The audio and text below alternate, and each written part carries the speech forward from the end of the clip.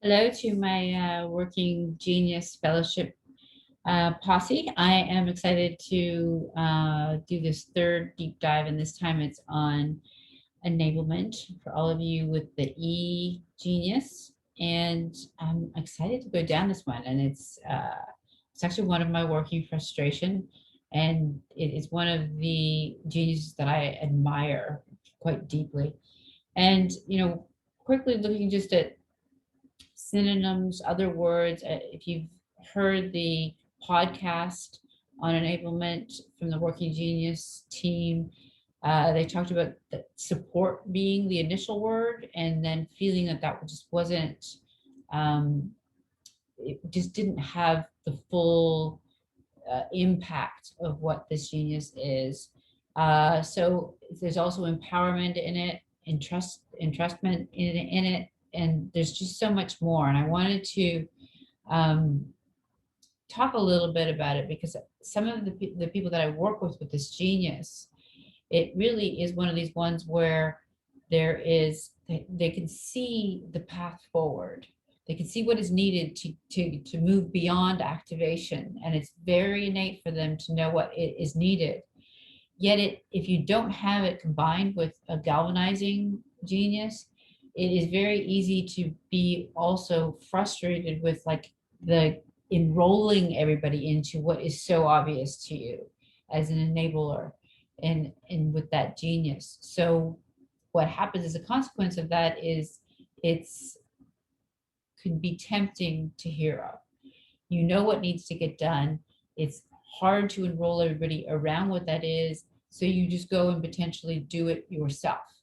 And so that is potentially one of the areas where it's challenging for anybody with e-genius. And it also makes them, quite honestly, vulnerable to burnout because you see the path forward, you know what needs to get done.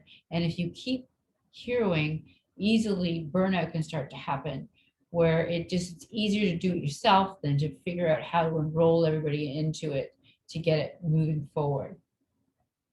I talked before about with the galvanizing that there's this innate ability to hear and notice and see the needs at the system level. With an enablement genius, it's happening at the individual level.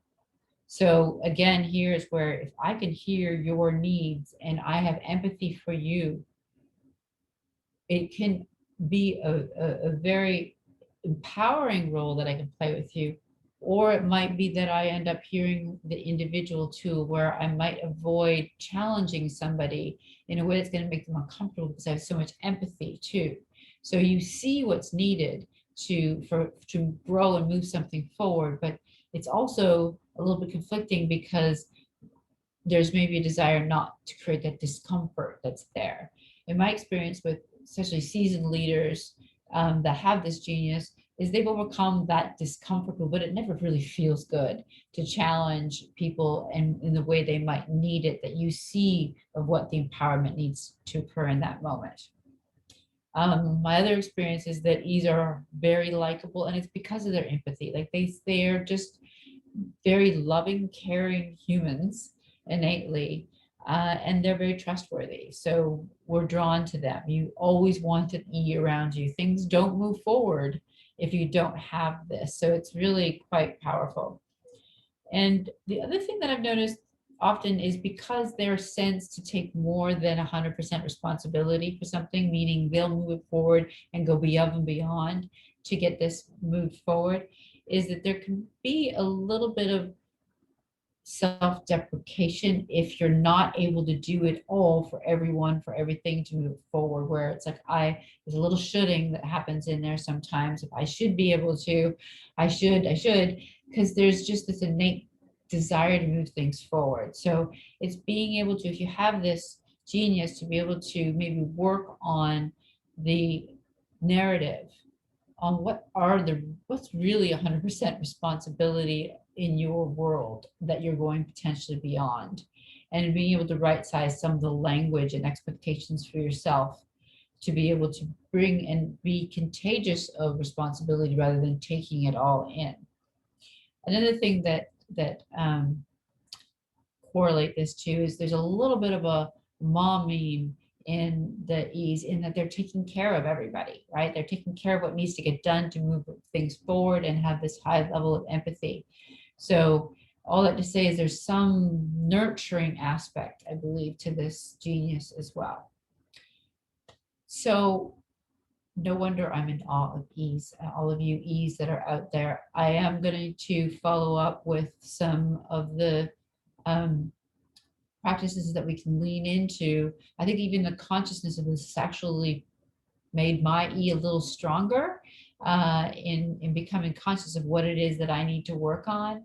And then also for those of you that are E's, how to really lean deeply into that genius. That's it for today. Next time, I'm gonna go take a swing back in our workflow. I want to dig into the wonder next time. It's been on my mind a lot, so we're gonna tackle wonder next. Thanks all, and as always, I love your feedback. I love your ideas. I love your thoughts. Appreciate you all, and see you soon. Bye.